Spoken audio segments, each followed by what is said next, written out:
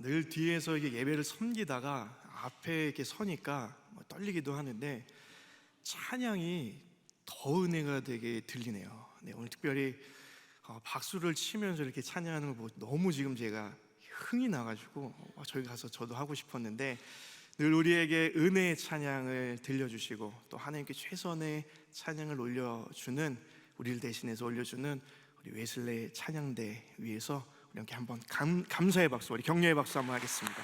감사합니다.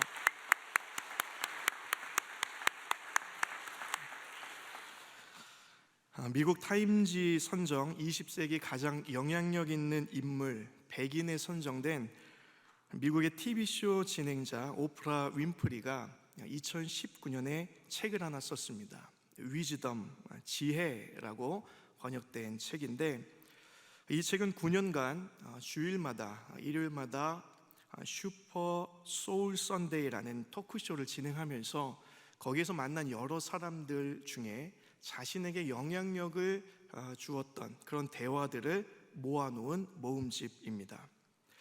이 토크쇼가 얼마나 유명하냐면 매주 고정 시청자가 100만 명이 넘는다고 합니다. 그리고 이 책은 15주간 동안 뉴욕 타임즈 이 분야에서 1위에 랭크되는 베스트셀러이기도 했습니다.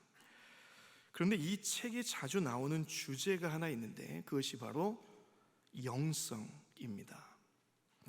여기서 영성은 정신 및 종교 차원의 광범위한 개념으로 쓰이지만, 현대인들이 자신을 이끌어줄 영성에 관심이 많다는 것을 보여주는 대목입니다. 그리고 이 책은 이 영성의 단편들을 책 제목에서 지혜다 이렇게 묶어서 표현을 하고 있습니다. 오늘 본문에서도 예수님은 지혜에 대해서 말씀을 하십니다. 근데 이 지혜는 그리스도인들의 영성이라고 해석해도 괜찮습니다. 바야흐로 영성이 참 중요해진 이 시대에 세상이 말하는 지혜가 아니라 예수님이 가르쳐 주시는, 성경이 가르쳐 주는 영성은 무엇일까?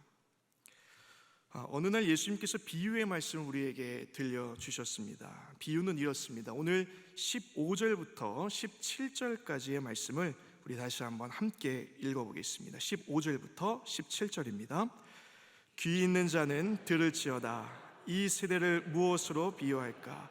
비유하건대 아이들이 장터에 앉아 제 동물을 불러 이르되 우리가 너희를 향하여 피리를 불어도 너희가 춤추지 않고 너희가 슬피 울어도 너희가 가슴을 치지 아니하였다 함과 같도다. 아이들이 장터에 앉아서 자기 친구들을 불러 모읍니다. 당시 고대 근동 지역에서는 이 장터가 아이들의 놀이터였다고 합니다. 친구들이 제법 모이자 한 아이가 자주 해왔던 놀이를 시작합니다. 결혼잔치 놀이입니다. 피리를 붑니다. 이제 음악에 맞춰서 아이들이 춤을 춰야 되는 순서가 되었습니다. 그런데 어떤 아이들이 굳은 표정으로 무리를 지어서 한쪽에 가만히 서 있는 겁니다. 아무런 반응을 하지 않은 겁니다. 분위기가 좀 어색해진 것을 느낀 다른 친구가 놀이를 바꾸자고 제안하면서 이번에는 장례식 놀이를 합니다. 곡하면서 상여 행렬을 이끄는 추임새를 넣죠. 아마 오늘 우리나라 표현으로는 이제 가면 언제 오나 이러면 어이야 이런 주고받는 제스처를 취한 겁니다. 그런데 아까도 반응 없던 그 아이들이 이번에도 정색을 하면서 아무 반응을 하지 않고 반대편에 서 있는 겁니다. 이게 오늘 말씀하신 비유예요. 이 모습은 영성 없는 세대, 영성을 잃어버린 사람들의 첫 번째 특징을 보여줍니다. 그것은 무엇이냐? 마땅한 반응을 잃어버렸다는 겁니다. 마땅히 반응해야 되는데 반응을 잃어버렸다는 거예요. 그러면 왜 반응을 잃어버렸을까? 예전에 유명했던 개그 프로그램 중에 정신 바짝 차리자라는 프로그램이 있었습니다. 여기에 이런 상황이 나옵니다. 젊은 커플이 데이트를 하려고 이제 만났는데 자매가 이제 물어봅니다. 오빠, 나 달라진 거 없어? 자, 그러면서 이제 공포 영화 배경 음악이 깔려요. 딴딴딴 이러면서 식은땀이 나고 도대체 뭔지 이제 남자가 긴장하기 시작합니다. 큰일 났다. 남자가 이렇게 얘기해요. 정신 바짝 차리자. 이건 틀림 그림 찾기야. 뭐가 달라진 거지? 이러면서 막 찾으려고 애를 쓰는 거예요. 아마 여러분들 이런 경험 한 번쯤은 해보셨을 겁니다. 또 이런 일뿐만 아니라 연애하다 보면 이런 얘기도 많이 듣죠. 뭐가 미안한데? 뭐 잘못했는지 알아? 저도 연애할 때 이런 얘기 정말 힘들었습니다. 사실 모르거든요. 네. 왜 즉각적인 반응을 하지 못할까? 주저할까? 남자로서 제가 차마 인정하기는 어렵지만 그만큼 관심이 없기 때문입니다. 사실 절대적인 관심이 없는 건 아니에요. 그렇지만 다른 것에 관심이 더 가 있든지 차마 거기까지는 관심을 쏟지 못하니까 반응을 바로바로 해주지를 못하는 겁니다. 맞습니까? 네, 형제님들은 남자분들은 아멘 안 하시네요. 네. 누가복음 2장에 보면 예수님께서 유월절에 부모인 요셉과 마리아와 함께 명절을 지키러 예루살렘 성전에 간 이야기가 나옵니다. 한 8일에서 9일 정도의 명절을 다 지킨 다음에 이제 집으로 돌아오는데 며칠을 걸어왔는데 이 소년 예수님이 12살 된 예수님이 안 보이는 거예요. 사람들에게 물어 이 부모인 요셉과 마리아가 찾아갑니다. 어디까지 찾아갔냐면 다시 예루살렘 성전까지 간 거예요. 3일이 걸려서. 바로 그 성전에서 예수님을 찾게 됩니다. 왜 요셉과 마리아가 예수님을 잃어버렸을까? 간단합니다. 예수님보다 다른 데 더 관심을 두었기 때문입니다. 부끄러운 얘기지만 제가 대학원 다닐 때, 전도사 사역을 할 때 사순절과 부활절 때 정말 바빴을 때의 일입니다. 그 시간이 시험 기간하고 겹쳤던 것 같아요. 그래서 너무 바쁘다 보니까 정신 못 차리고 지냈는데 특별 새벽기도 와야 되죠. 또 청년부 아침기도 와야 되죠. 또 부활절 전도 축제 준비해야 되죠. 그러니까 정말 무슨 생각하면서 지냈는지 모르겠습니다. 그러다가 사순절 막바지에 어느 날 지친 몸을 이끌고 학교 예배실에서 이제 의자에 푹 눌러 앉아서 기도를 하게 됐어요. 한숨을 푹 쉬면서. 그때 저도 모르게 통제되지 않고 제 입 밖으로 튀어나온 기도가 있습니다. 첫 마디가 뭐였냐면 이거였어요. 주님, 오랜만입니다. 좀 부끄러운 얘기예요. 너무 힘들다 보니까 열심히 교회에서 일하고 그 어느 때보다 최선을 다해서 사역하고 있었지만 또 주의 종이 되겠다고 공부하고 있었지만 관심이 어디 있는지는 그때 모르겠어요. 그러나 분명한 것은 예수님을 잃어버렸다는 거예요. 반대로 말하면 예수님보다 다른 데 더 관심을 갖고 있었다는 겁니다. 사랑하는 여러분, 혹시 우리도 예수님을 잃어버린 채 열심히 어떤 일들을 하기에만 분주한 모습으로 살아가고 있지는 않으십니까? 정작 예수님께는 관심이 없고 예수님이 하신 말씀들을 묵상할 시간도 없으면서 또 습관적으로도 기도하지 못하는 우리라면 오늘 말씀에서 예수님이 경고하신 그 세대, 반응을 잃어버린 세대, 꿈쩍도 안 하는 세대, 굳어버린 세대와 우리가 과연 다르다고 얘기할 수 있을까?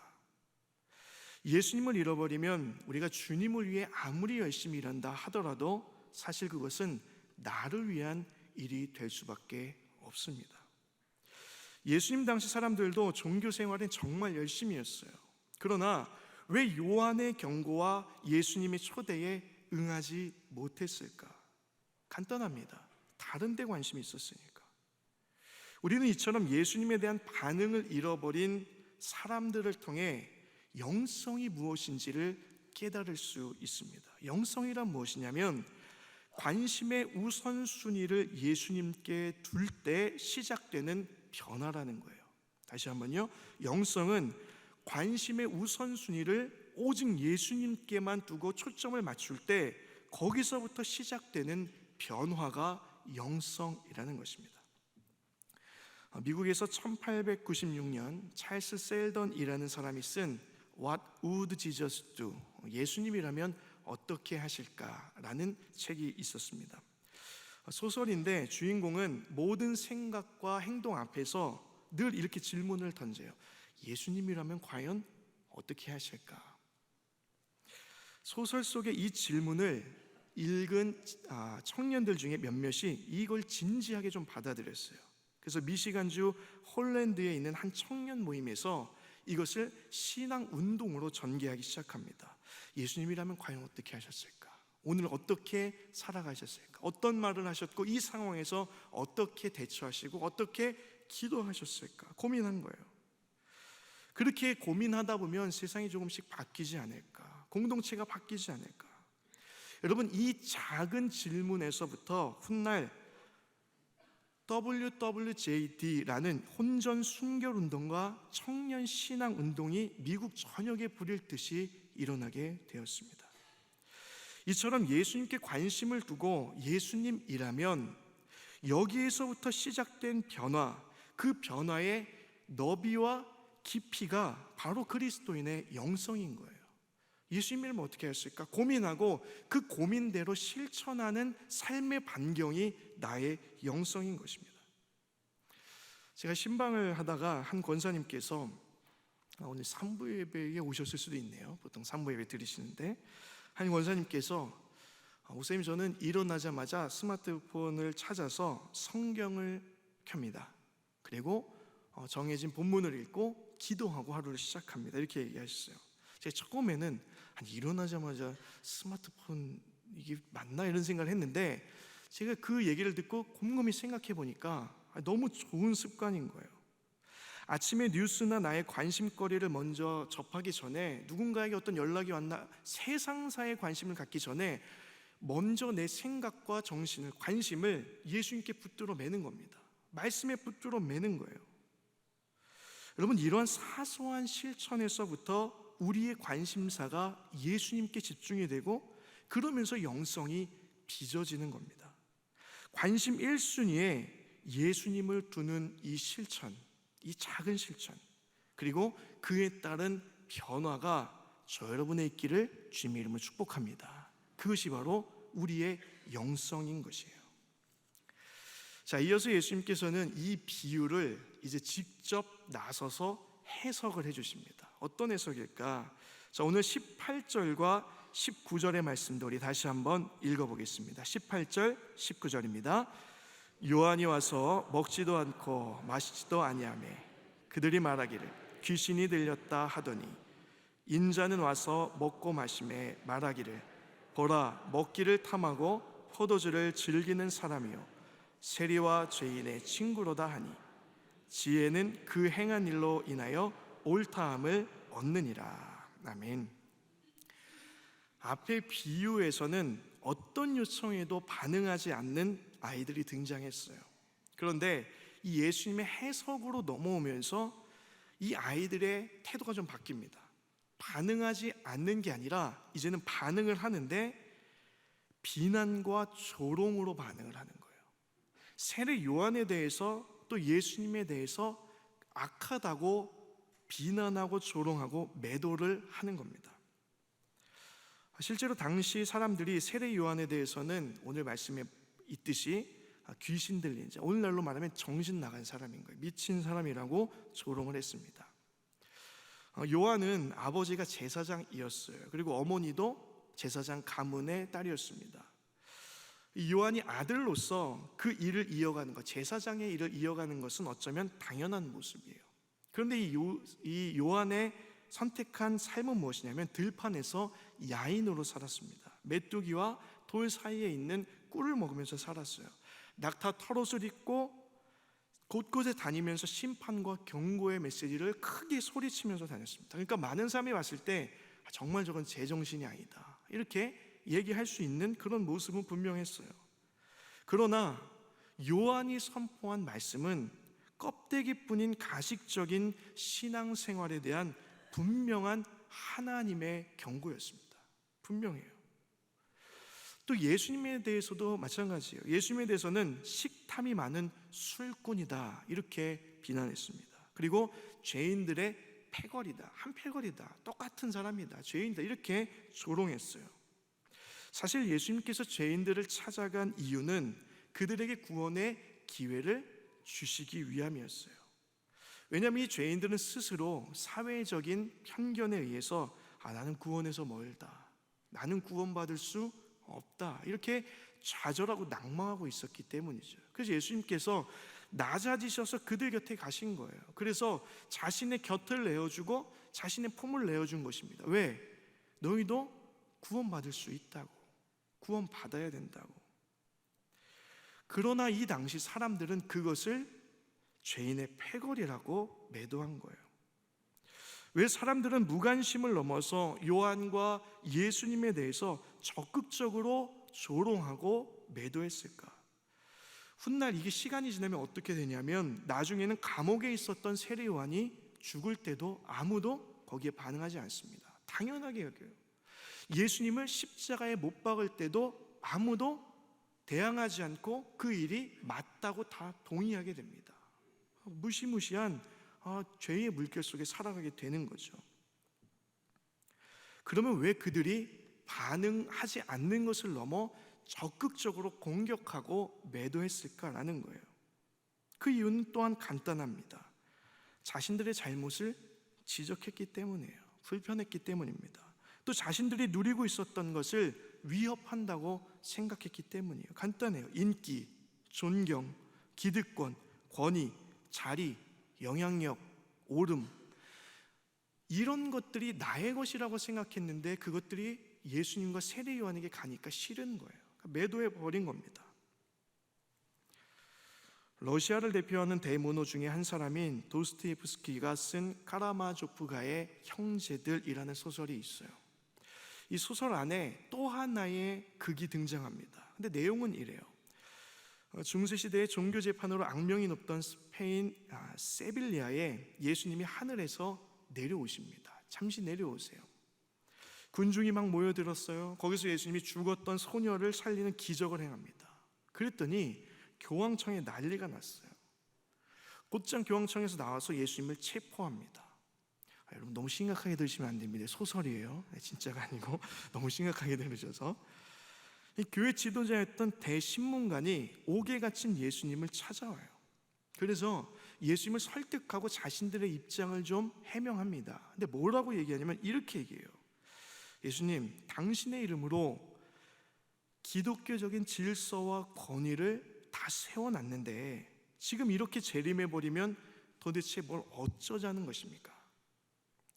다시는 이곳에 찾아오지도 마시고 방해하지도 마세요. 대중들이 원하는 건 그리스도가 아니라 교회입니다. 그 예수님을 쫓아내 버려요. 자기가 가진 것을 잃지 않으려고 여러분 예수님까지 몰아세우는 이 모습, 이것이 영성을 잃어버린 세대의 특징이에요. 가만히 있지 않아요. 오히려 비난하고 더 나섭니다. 그러면 진정한 영성이 무엇인가? 제가 설교를 준비하면서 이 말씀과 막 씨름하고 있는데 지난 수요 기도회 때 찬양 한 곡이 제 마음에 잔잔하게 다가왔어요. 이 찬양의 배경은 마태복음 14장의 배경입니다. 한밤중에 바다에서 풍랑을 만난 제자들을 예수님께서 찾아오신 이야기예요. 처음에 제자들은 이 예수님을 보고 유령이라고 막 소리치고 난리가 났습니다. 가뜩이나 풍랑 때문에 죽을 것 같은데 저기서 이유 모르는, 또 원인 모르는 정체불명의 존재가 오니까 막 난리가 난 거예요.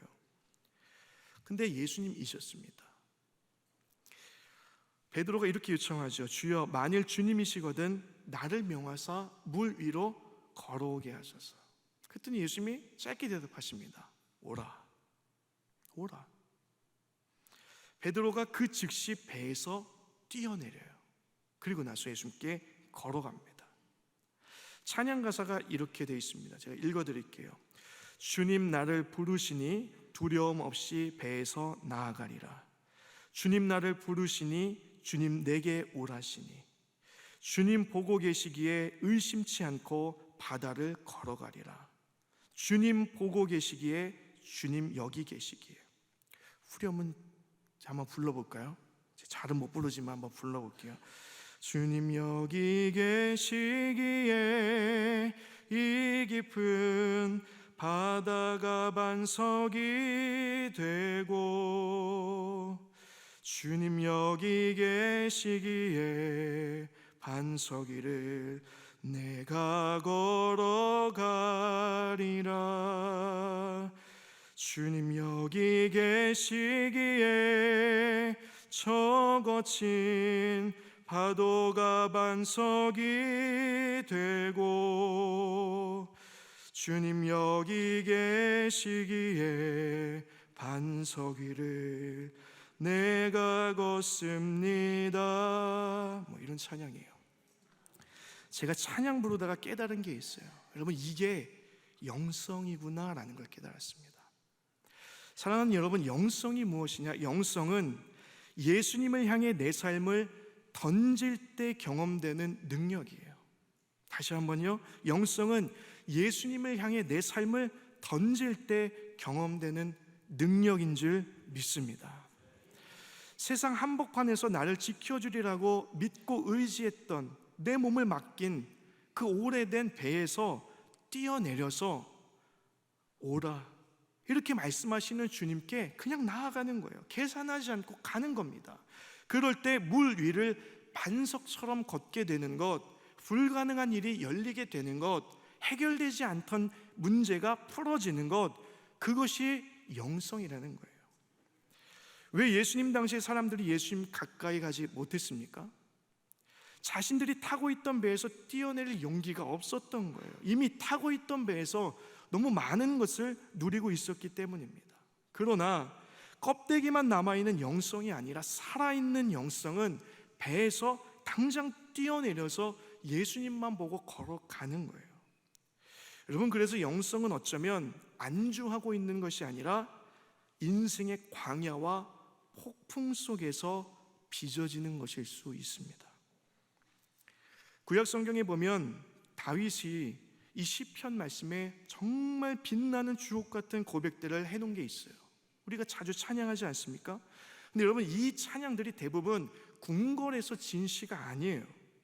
외롭고 쫓기고 배고플 때 광야의 들에서 드린 기도와 찬양이었습니다. 거기서 영성이 빚어졌어요.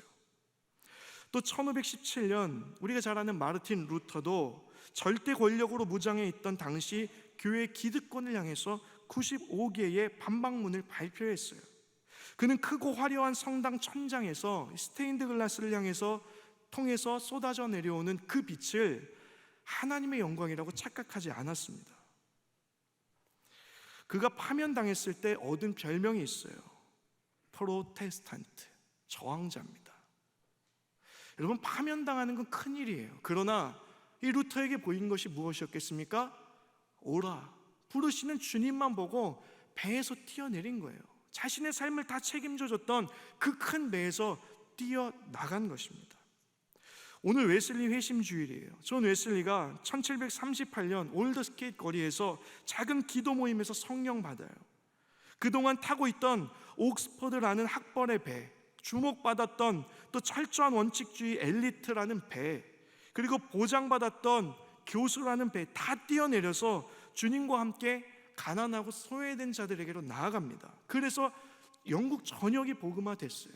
그게 바로 영성이에요. 이렇게 영성은 그동안 의지하고 있던, 머물러 있던 배에서 벗어나서 주님을 향해 걸어갈 때, 오직 주님만을 향해 걸어갈 때, 나를 보호해주고 있던 것들을 다 내려놓을 때 경험되는 하나님의 능력인 것입니다. 이게 영성이에요. 사랑하는 여러분, 여러분 혹시 광야를 걷고 계십니까? 혹시 여러분 앞에 찰싹거리는 파도가 있으십니까? 성령님께서 여러분에게 영성을 빚으시길 원하는 기회며 시간일 수 있어요. 주님을 향하여 주님만 바라보고 주님께로 걸어가는 저 여러분 되시기를 주님의 이름으로 축복합니다. 어쩌면 우리도 처음에 그렇게 예수님을 다 따라 나섰을 수 있어요.